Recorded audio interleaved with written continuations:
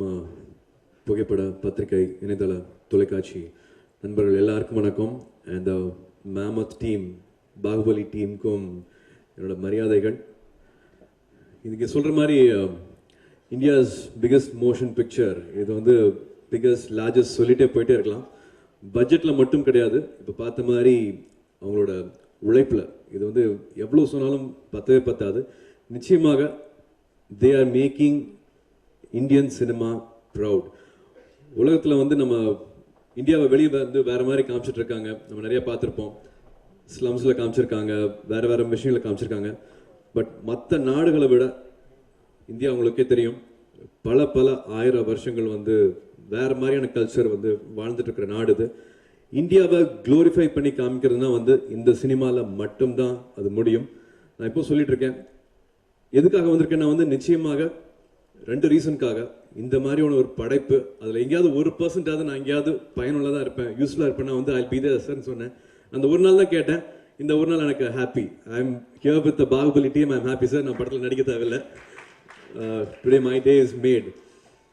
இன்னொன்று வந்து கலைக்கு வந்து எந்த மொழியும் வந்து தடையாக இருக்கக்கூடாதுன்ட்டு உண்மையாக நம்புகிறவங்க இவங்க எல்லாருமே.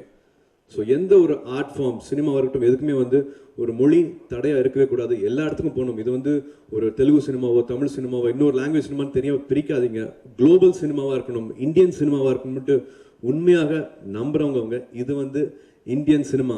R answer to Troy or Ben Hur, எது வேணாலும் சொல்லலாம். அவங்க எல்லாம் ஒரு எமோஷன் வச்சு போயிட்டு இருப்பாங்க.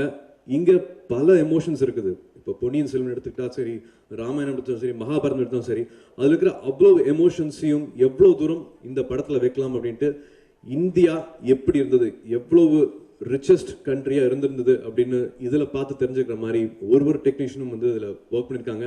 நான் அடிக்கடி கேட்டுட்டு இருப்பேன், பிரபாஸ் கிட்டையும் சரி, ராணா கிட்டையும் கேட்டுட்டு இருப்பேன், எப்படியா பண்ணுறீங்க, 2.5 வருஷம் எப்படியா பண்ணுறீங்க, எங்கேயாவது ஒரு சின்ன நாள் ஒரு நாள் சலிப்பு தட்டதான்னு கேட்டிருக்கேன். இல்லை, ஒரு நாளும் வந்து எங்கள் இயக்குனர் எங்களை பிரமிக்க வச்சிருக்கிறாரு. ஒரு நாள் ஷூட்டிங் வந்து அப்படிதான் இருந்திருக்கு அப்படின்னு சொல்லியிருக்காங்க. Every day they have been really excited. ஒவ்வொருத்தர் கேட்டாலும் வந்து என் கேரக்டர் தான் பெஸ்ட், என் ரோல் தான் பெஸ்ட்னு சொல்லுவாங்க. அது எழுதுறது சாதாரண விஷயமே கிடையாது. இப்போ ஏற்கனவே பார்த்த மாதிரி 1 வருஷம் ப்ரீ ப்ரொடக்ஷன் அப்படிங்கிறது வந்து அன்ஹர்ட் ஆஃப், நான் வந்து கேட்டதே கிடையாது. இந்த மாதிரி பண்ண ப்ரொடியூசருக்கும் இயக்குனருக்கும் அந்த டீமுக்கும் வந்து I need to salute everybody for all their passions and all the mammoth effort they have put in.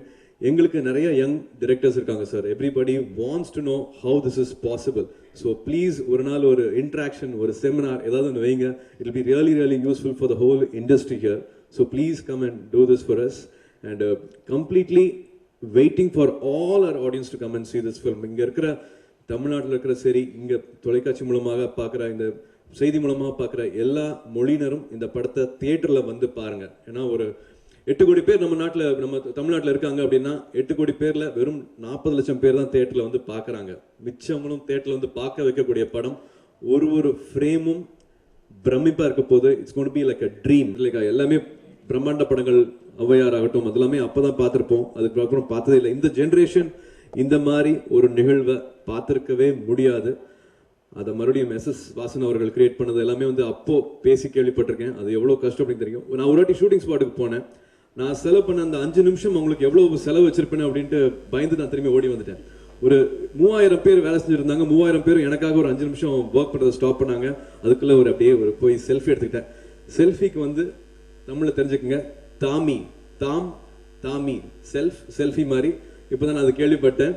So அந்த மாதிரி தமிழுக்காக அவ்வளோ நேரம் செலவு பண்ணி இந்த படத்துக்குள்ள வந்து பண்ணியிருக்காங்க. Don't miss this film please. இதான் எல்லாருமே சொல்லிட்டாங்களே அவங்களை பற்றி. ஒரு தண்ணிக்குள்ள முதல்ல குளிச்சு இப்படி பண்ணலாம் அப்படின்னு சொல்லிட்டு வர அளவுக்கு வந்து எல்லாத்தையும் ட்ரைவ் பண்ணுற ஒரு ஃபேக்டர் இருக்காருன்னா அப்புறம் வேற என்ன வேணும்?